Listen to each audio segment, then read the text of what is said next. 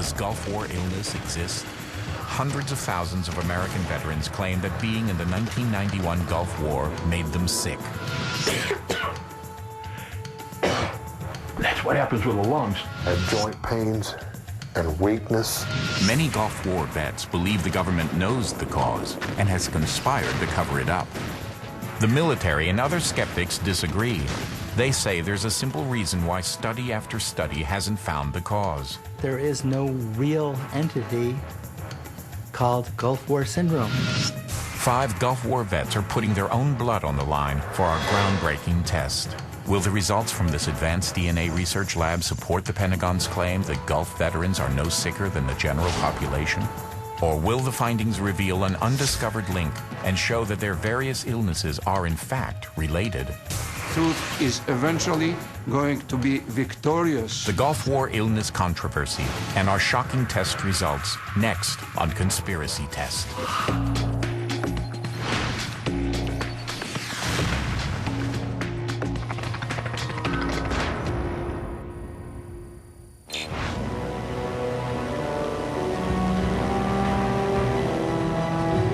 In the fall of 1990, U.S. forces numbering more than 500,000, plus other coalition forces, head to the Persian Gulf to repel Saddam Hussein's invading army from its oil-rich neighbor, Kuwait.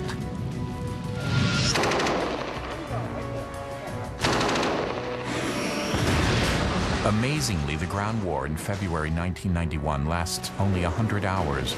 Casualties are light, and Iraq never uses its much-feared chemical and biological weapons.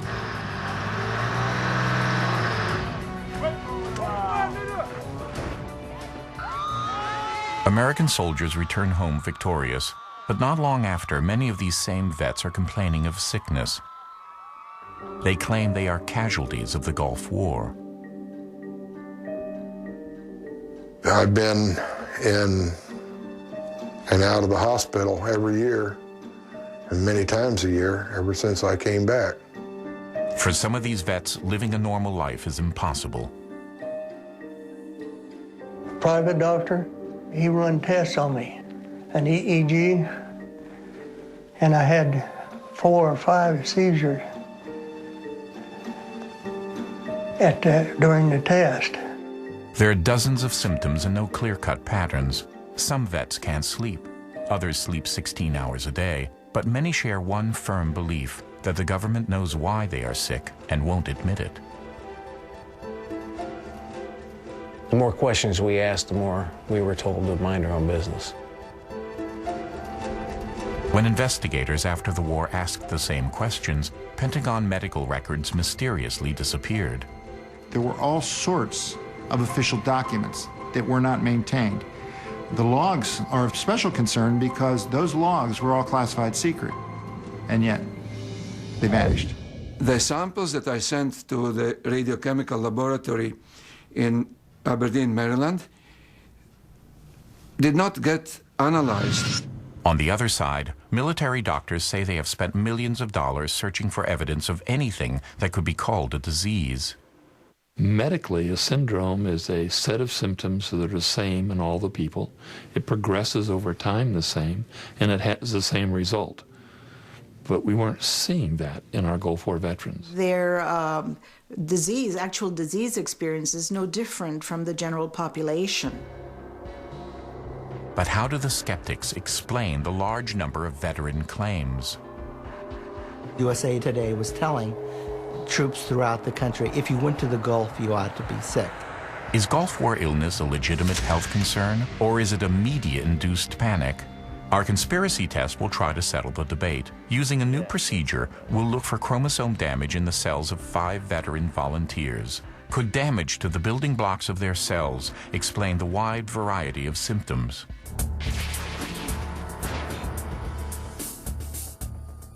Swelling in my body. I had a stroke. My ears both were bleeding. My feet, my ankles were just sore. However authentic the suffering, the wide variety of symptoms baffled medical investigators. As a result, Gulf War illness has never been officially defined. The patients returning after the Gulf War, they did not fit into any established pattern of illnesses that we are familiar with. The scientific controversy has led to a battle between the U.S. military and its veterans that has been fought in laboratories, clinics, and in the media.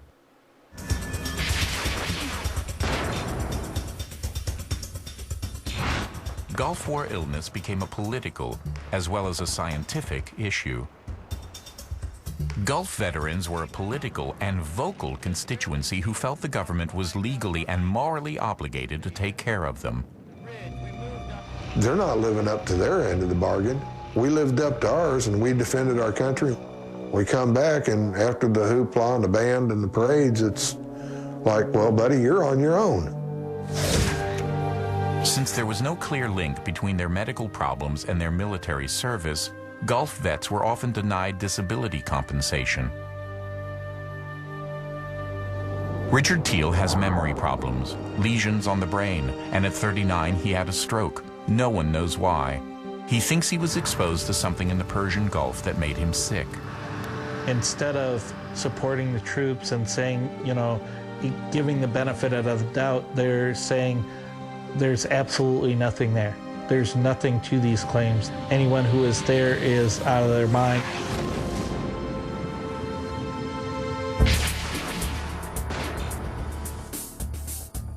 The veterans were exposed to a number of substances, compounds, some occupational, some battlefield related, that by themselves or in combination can lead to the kinds of symptoms and illnesses they're experiencing. Congressional investigator Jim Tuitt came to believe the vets were right and that the military was covering something up. It was an extremely toxic battlefield. They were exposed to all sorts of different types of environmental hazards that you and I don't see on a daily basis, but on the battlefield were ubiquitous. Tuitt's findings reinforced what many of the vets had already been thinking. A lot of times that we were in the Gulf, that our chemical, biological detection units went off.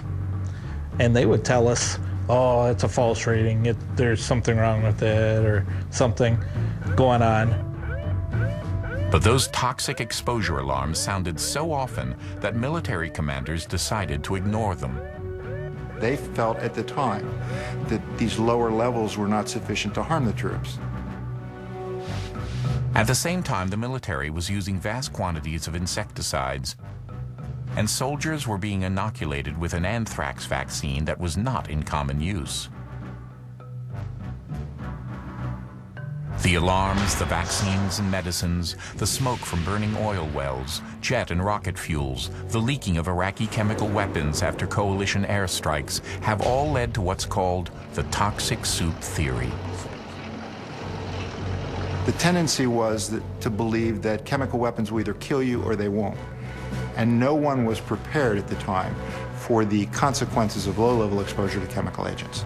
And some believe the military's own munitions posed the worst hazard of all. I know, based on personal professional experience, that the veterans are getting ill as a consequence of the use of uranium munitions and all other exposures during wartime. The metal known as depleted uranium, or DU, is the key component of American armor-piercing rounds. Malleable and more than twice as dense as steel, DU punches right through enemy armor. It is one of the rare metals that actually burns. The heat of impact sets a fire that's nearly impossible to put out. What I have in my hands is an aluminum model, a depleted uranium kinetic energy penetrator for a 120 millimeter round fired by an Abrams tank.